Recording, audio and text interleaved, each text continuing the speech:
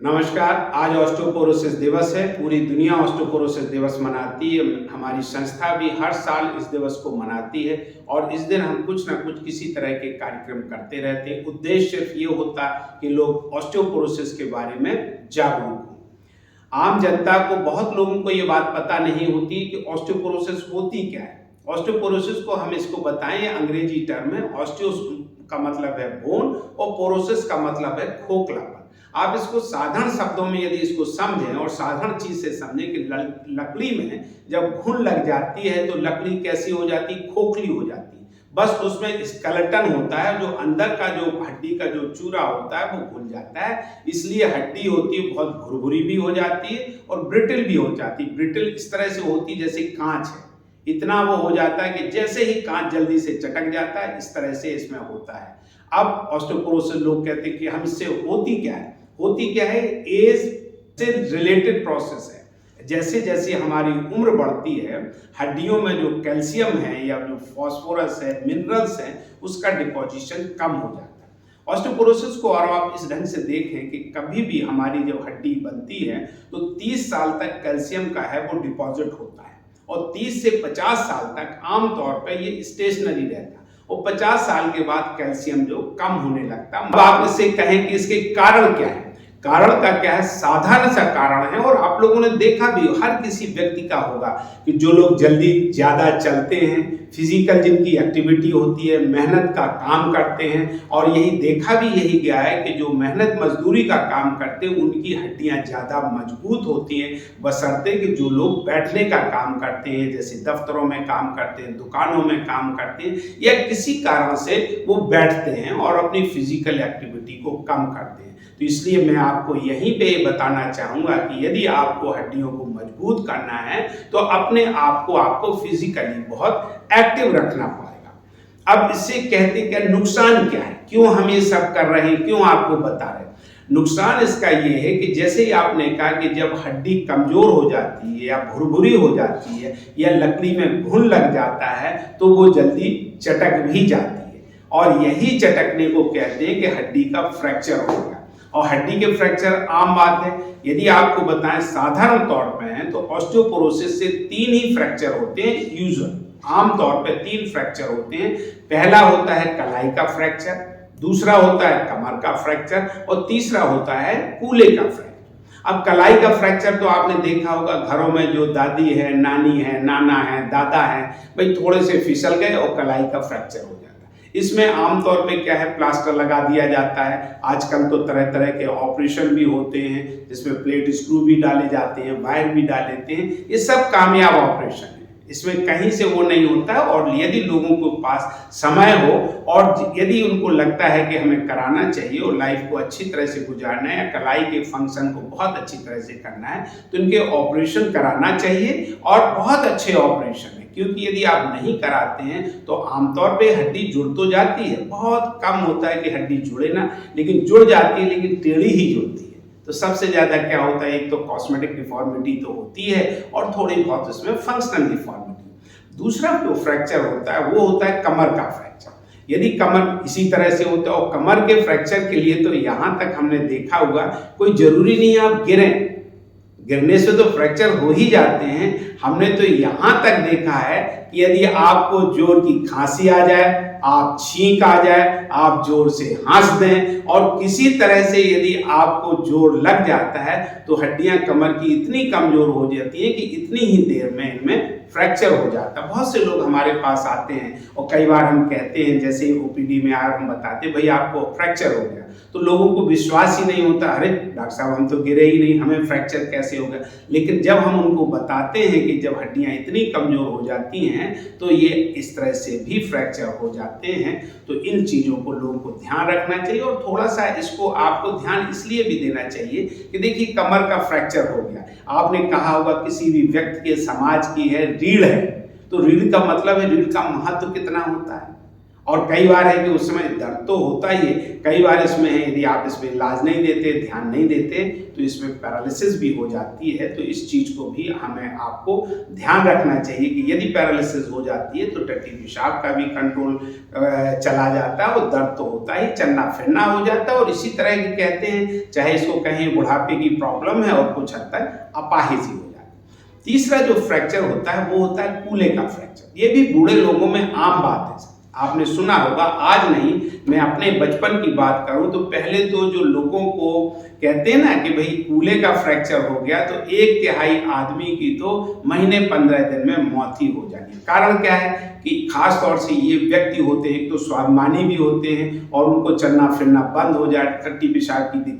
दिक्कत होने लगी, खास तौर से उन घरों में जहाँ की घर का कोई यदि पुरुष नहीं है जो उनकी टट्टी पेशाब का ध्यान रखे, महिलाएं रखती हैं तो उनको शर्म भी आती, संकोच भी आती। कुछ घरों में कोई लोग ही नहीं होते हैं, आप सोचिए किसी नाती पोती को आपके लिए टट्टी पेशाब करना पड़े तो कितने थोड़ी सी शर्म की बात होती है, उन लोगों को झटका भी लगता है। सबसे बड़ी बात होती है कूल्हे के हड्डियों में जब हम ऑपरेशन करते हैं और लोगों की आम बात, साहब जान का कितना खतरा है, साहब जैसे ही उम्र बढ़ जाती है जान का खतरा बढ़ जाता है, चाहे आप ऑपरेशन कराएं या ना कराएं। हाँ, ऑपरेशन कराने के बाद थोड़ी सी और समस्याएं आती हैं, खास तौर से ये उन लोगों को समस्याएं आती हैं कि जिनको पहले से ही कोई ना कोई बीमारी है, जैसे कि आपको डायबिटीज है या किसी आपके मरीज को डायबिटीज भी है, ब्लड प्रेशर की शिकायत है, थायराइड की शिकायत है, हार्ट की प्रॉब्लम है, कोलेस्ट्रॉल बढ़ा हुआ है, इन सब चीज़ों के होने के बाद वजन बहुत है, यदि आपकी चर्बी बहुत है तो इसके लिए बहुत मुश्किल होता है। चर्बी बढ़ने पे और वजन बढ़ने पे साहब इस तरह से होता है जैसे कुएं से बाल्टी निकालना है। आप सोचिए, कई लोगों को देखते हैं, खास तौर से महिलाओं को 4-4, 6-6 इंच का कूल्हे के ऊपर चर्बी होती है। तो आपको हमें हड्डी को तो चर्बी का नहीं इलाज करना, हड्डी को जोड़ना है। और हड्डी देखिए सबकी बराबर होती है, उतनी ही साइज की होती है, लेकिन हाँ वो उतनी गहराई में होती है। तो गहराई में होने पे चीरा बड़ा लगता है, इससे खून का बढ़ जाता है, ऐसे में इन्फेक्शन का भी बढ़ जाता है, चलने फिरने में जख्म को भरने में भी टाइम लगता है। तो इस तरह की परेशानियां होती हैं। लेकिन मैं आपको बताऊं, मेरा भी अपना अनुभव भी है कि यदि अच्छे ऑपरेशन हो जाते हैं तो दूसरे दिन से लोग चलने लगते हैं और 2-4-6 हफ्ते में ये अपने चलने लायक हो जाते हैं। अब मैं इसको कहूँ इसमें कि जो आपने जी तो सब इलाज की बात है कि हमें ये सब कराना चाहिए, इसका बचाव कैसे कर सकते हैं, जो कि खास तौर से इसका उद्देश्य है कि आप लोग इससे बचाव करें। देखिए, बचाव के लिए हमने इसमें कहा है कि यदि हड्डियों को हमें मजबूत रखना है तो हमें संतुलित भोजन की आवश्यकता है। और संतुलित भोजन में आजकल, जैसे कि आज हमारा देश, हमारे प्रधानमंत्री मोदी जी की पहल के ऊपर हमारा पूरा दुनिया जो है अंतर्राष्ट्रीय मिलेट दिवस मना रही है और मोटे अनाजों का चलन भी बढ़ रहा है। यदि आप कहें कि मैं खुद मोटे अनाज ही खाता हूँ, मैंने तो गेहूं, चावल और आलू के ऊपर एक तरह से रोक ही लगा दी और हर दिन, एक दिन छोड़ के एक दिन ज्वार खाना है तो दूसरे दिन बाजरा खाना है, तीसरे दिन रागी खानी है, फिर मूंग खाना है, मक्का खाना है, जौ खाना है। और आप लोग भी इसको, मैं ये नहीं कहता हूँ, हाँ थोड़ा सा शुरू में आपको लगेगा कि स्वाद में इसकी थोड़ी सी परेशानी होती है, घरों में रोटी बनाने में इसकी दिक्कत होती है, लेकिन तरह तरह के तरीके आते हैं जिनको आप देखेंगे तो उसको किया जा सकता है। लेकिन क्यों? क्योंकि इसको हम साधारण शब्दों में कहें, कभी आपने ज्वार की रोटी को देखा हो, मक्की की रोटी को देखा हो, बाजरे की रोटी को देखा, ये बिल्कुल बनने के बाद थोड़ी देर रखें तो ये पत्थर की तरह हो जाती है। उसका कारण क्या है? इसमें वही चीजें होती हैं जो पत्थर में होता है। पत्थर में क्या होता है? कैल्शियम होता है, फास्फोरस होता है, बोरोन होता है, सिलिकॉन होता है, जिंक होता है, कॉपर होता है, मैग्नीशियम होता है, मैग्नीज होता है। ये सब चीजें यही तो पत्थर बनाते हैं और यही रंग देते हैं। आप देखिए रागी का रंग जो होता है वो मड़ुए का रंग लाल होता है, ज्वार का रंग होता है सफेद होता है, बाजरे का रंग भूरा और ग्रीनिश होता है। और आप देखें जिनका जो रंग होता है उसी तरह का मिनरल इसमें होता है। तो मैं तो कहूँगा इसकी आप आदत डालें और बड़े बूढ़े लोगों को तो खाना ही चाहिए। मैं तो ये भी कहूँगा कि आप लोगों को, खास तौर से महिलाओं को, माँओं को जो खाना बनाती हैं, बच्चों को आदत डालें। यदि वो पूरी रोटी नहीं खाते तो आधी रोटी दे दी, टुकड़ा दे दिए, एक बार जब उनको स्वाद लग गया तो उसको खाएंगे। तो ये तो है संतुलित भोजन। इसके अलावा हरी सब्जियां, खास तौर से पत्ते वाली सब्जी। देखिए, हमारा देश तो कृषि प्रधान देश है। अपने देश में हर समय आपको हरी सब्जियां मिलती रहती हैं, और वो भी पत्तेदार सब्जियां। इनको आप खाएं। किसी किसी को थोड़ा स्वाद में पहले नहीं होता, लेकिन यदि इसको आदत है, कोई आपको बहुत ज्यादा नहीं खाना, आप इसको थोड़ा तो खाइए। यदि बच्चे लोग हैं चम्मच भी खाएंगे, हम तो कहेंगे बूढ़े लोग भी हैं, यदि इसमें चम्मच 2 चम्मच भी खाते हैं तो उसका भी उतना ही फायदा होता है जितना कि हाँ, एक उम्र बढ़ने पे हरी सब्जियां से गैस की प्रॉब्लम होती है, पचा नहीं पाते, ब्लोटिंग होती है, ये सब चीजें होती है, लेकिन इनको खाना चाहिए। इसी तरह से इसके लिए जो फ्रूट्स होते हैं, क्योंकि फ्रूट्स में बेसिकली होता क्या है, इनमें विटामिन होते हैं, मिनरल्स होते हैं, और तो कोई खास चीज, और शुगर होती है जिसको फ्रक्टोज के रूप में होता है, और बकाया पानी होता है। किसी भी फल में आप देखें 50% से तो ज्यादा पानी होता ही है, और यदि आप तरबूज जैसे फल की बात करें तो उसमें तो साहब 90% पानी होता है, 10% ही मिनरल्स और विटामिन्स का कंपोनेंट होता है। तो आप थोड़ा थोड़ा भी खाएं, तो मैं तो ये कहूंगा कि एक बहुत अच्छी बात है। तो और कुछ लोग, जिन लोगों को कोई अंडे खाने से परहेज नहीं है, तो अंडा जो है बहुत अच्छा है, क्योंकि अंडा प्रोटीन भी देता है, और बहुत अच्छी क्वालिटी की प्रोटीन होती है, इसमें विटामिन्स भी होते हैं, मिनरल्स भी होते हैं। मैं तो ये कहता हूं अंडे में वो सब चीजें होती हैं जो हमारे शरीर की आवश्यकता होती है, पहले। दूसरा होता है, अंडा आज भी सस्ता है। यदि आप किसी बाजार के प्रोटीन की प्रिपरेशन को लेते हैं तो उससे आज भी सस्ता है, क्योंकि 5 या 6 या 7 रुपए का आता है, और इसमें जो प्रोटीन और विटामिन्स मिनरल्स होते हैं वो बहुत अच्छी क्वालिटी के होते हैं। जितना आप खाएंगे ये पूरा ही पच जाएगा, शायद वो दवाई के साथ ना हो, क्योंकि जो अंडा है वो एक प्राकृतिक चीज है, प्रकृति है, और जो कि जितनी भी प्राकृतिक चीजें हैं हमारा शरीर उनको बहुत अच्छी तरह से पचा लेता है।